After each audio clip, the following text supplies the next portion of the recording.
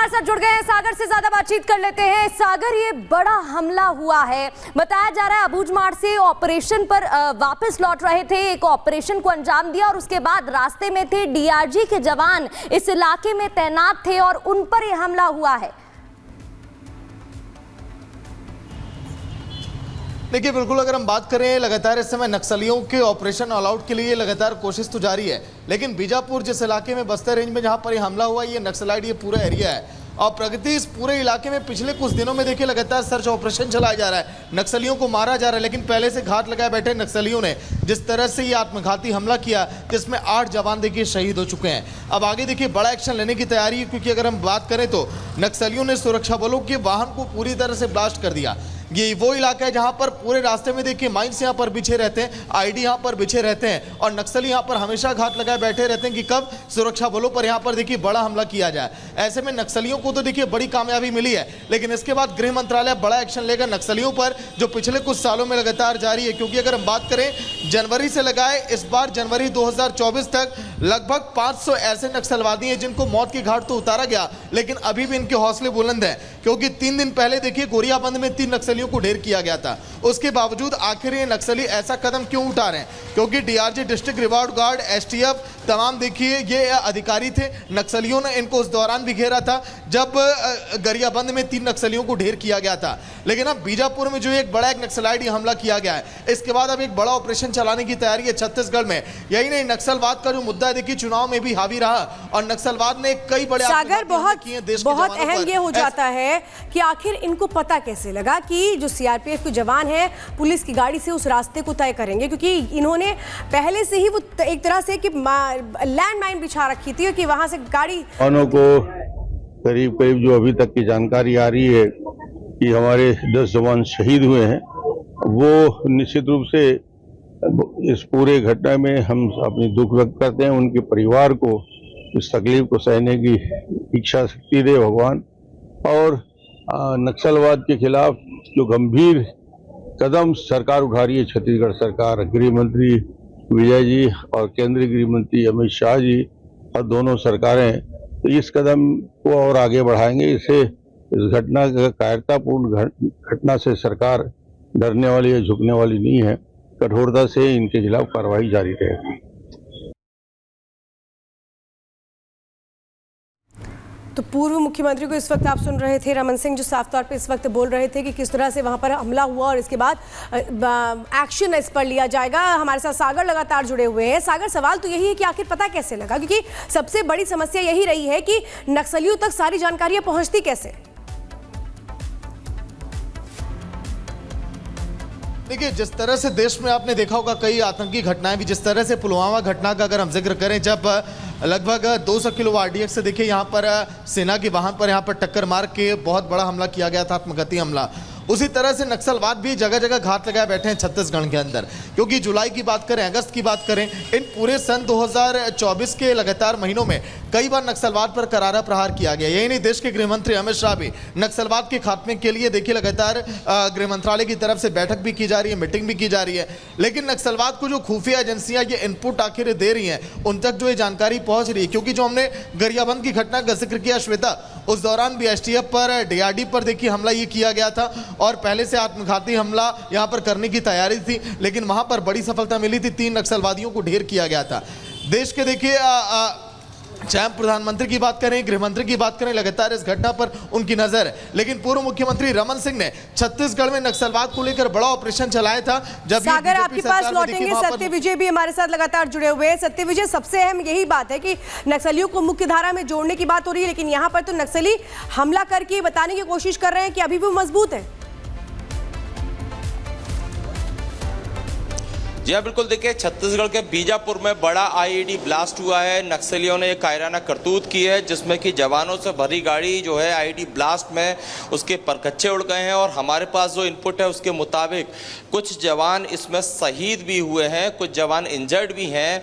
और जैसा कि मैंने पहले बताया था कि देश के गृह मंत्री अमित शाह ने साफ किया कि 2026 तक छत्तीसगढ़ की धरती को नक्सल मुक्त करना है। और इसी कड़ी में एग्रेसिव मोड में छत्तीसगढ़ में डीआरजी, एसटीएफ और एंटी नक्सल ऑपरेशन चला रही है। कई ऐसे घटनाक्रम हुए, चाहे वो अबुझमाड़ की घटना हो, चाहे उससे पहले की घटनाएं हो। लगातार नक्सलियों को घेर कर एग्रेसिव मोड में मारा भी जा रहा था। 31 नक्सली अबुझमाड़ के जंगल में मारे गए थे। शायद उसी का काउंटर देने के लिए ये आईईडी ब्लास्ट किया गया है, क्योंकि कल भी एक घटना हुई थी नारायणपुर दंतेवाड़ा में। एंटी नक्सल ऑपरेशन के तहत एक्सचेंज ऑफ फायर हुआ था, जिसमें कि 4 नक्सलियों को मार गिराया था और एक इसमें जवान जो है वो शहीद हुआ था, जिस पर कि मुख्यमंत्री विष्णुदेव साह ने ट्वीट करके जानकारी दी थी कि इस शहीद जवान की शहादत बर्बाद नहीं जाएगी। लेकिन बीजापुर में आईईडी ब्लास्ट किया है नक्सलियों ने, कहीं ना कहीं जवाब देने की कोशिश की है। कायराना करतूत तो है ही, लेकिन एक बार फिर सवाल खड़ा होता है कि जहां एक तरफ तमाम सैकड़ों नक्सली सरेंडर कर रहे हैं, मारे जा रहे हैं, और इसके बीच में नक्सलियों ने ये जो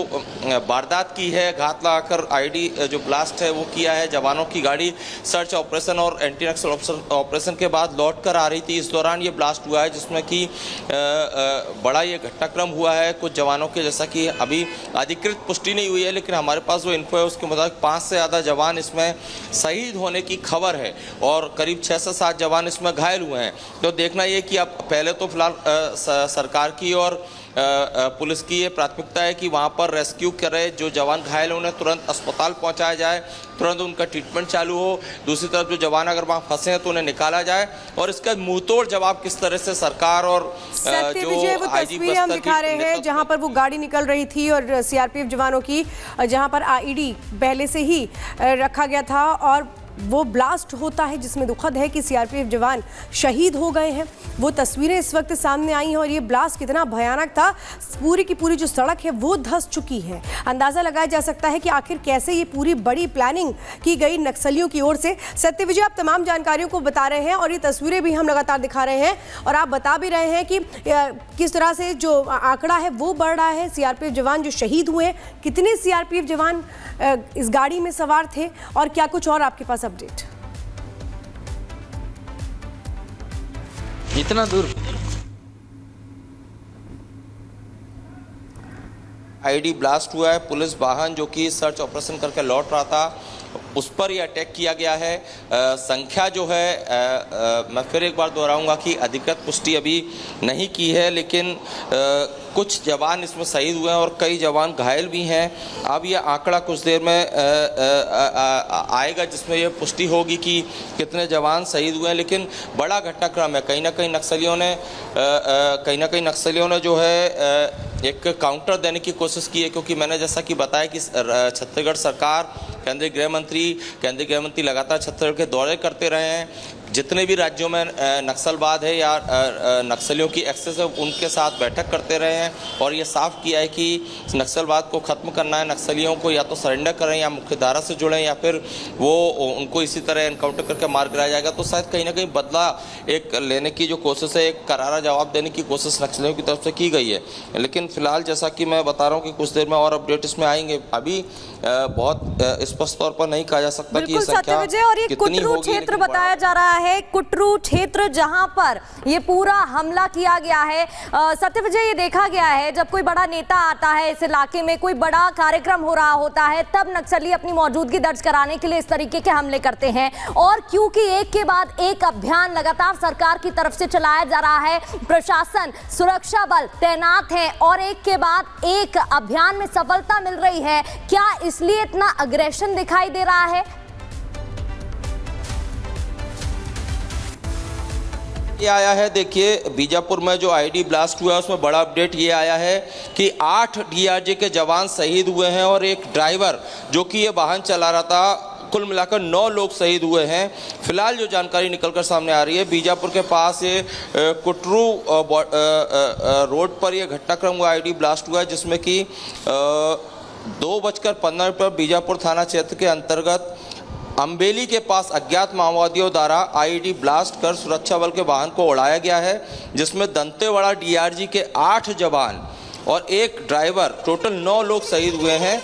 और डिटेल अभी आना बाकी है, लेकिन जैसा कि मैंने कहा था कि संख्या 5 से ज़्यादा, तो अभी अधिकृत जो है छत्तीसगढ़ पुलिस का जो प्रेस नोट है या कहना चाहिए जानकारी उन्होंने साझा की है, जिसमें कि इस आईईडी ब्लास्ट में ये बताया जा रहा है कि 8 जवान शहीद हुए हैं और एक वाहन चालक जो है उसकी भी डेथ हुई है। टोटल 9 लोग इसमें अब तक शहीद हुए बताए जा रहे हैं। तो अब जो बाकी इंजर्ड हैं, जैसा कि मैंने कहा कि एंटी नक्सल ऑपरेशन के जो तमाम वरिष्ठ अधिकारी हैं, जो छत्तीसगढ़ सरकार है, उनकी पहली प्राथमिकता ये है कि जहां पर ये आईईडी ब्लास्ट हुआ है, जहां पर ये जवानों की गाड़ी जो है उसे ब्लास्ट करके उड़ाया गया है, वहां पर जो इंजर्ड जवान हैं उन्हें तुरंत नज़दीक के स्वास्थ्य केंद्र यानी कि हॉस्पिटल पहुंचाया जाए, और बाकी जो शहीद हैं उनकी डेड बॉडी तो ला ही जाएगी, लेकिन जो रेस्क्यू में जो आईईडी ब्लास्ट में जवान इंजर्ड हैं उन्हें हॉस्पिटल पहुंचाया जाना पहली प्राथमिकता है। दूसरा ये कि आगे जो है इस तरह की घटना ना हो, उससे निपटना भी बड़ी चुनौती है, लेकिन बड़ा घटनाक्रम है यहाँ पर। लगातार अब से पिछली कुछ घटनाओं को देखें, चाहे वो अबुझमाड़ की घटना हो जहाँ पर 31 नक्सली मारे गए हो, चाहे उससे पहले सुकमा की घटना हो, चाहे कल नारायणपुर दंतेवाड़ा बॉर्डर पर अबुझमाड़ के ही जंगल में 4 नक्सलियों को इसी एक्सचेंज ऑफ फायर में मुठभेड़ में डीआरजी और एसटीएफ ने मार गिराया था। तो एक बौखलाहट है नक्सल। पिछले 1 सालों में नक्सल उन्मूलन के लिए हमारे सुरक्षा बल के जवानों ने जिस मजबूती से काम किया है, लगातार काम किया है, और बीजापुर की आज की जो घटना की जानकारी मिली है, ये नक्सलियों का कायराना हरकत है। ये हताशा में किया गया हुआ कार्रवाई है। ये कायराना हरकत कि मैं निंदा करता हूं। सभी जो जवान शहीद हुए हैं उनको अपनी विनम्र श्रद्धांजलि अर्पित करता हूं, पर हमारी सरकार की प्रतिबद्धता है कि इनकी शहादत जाया नहीं जाएगी, और जिस लक्ष्य को लेकर हम निकले हैं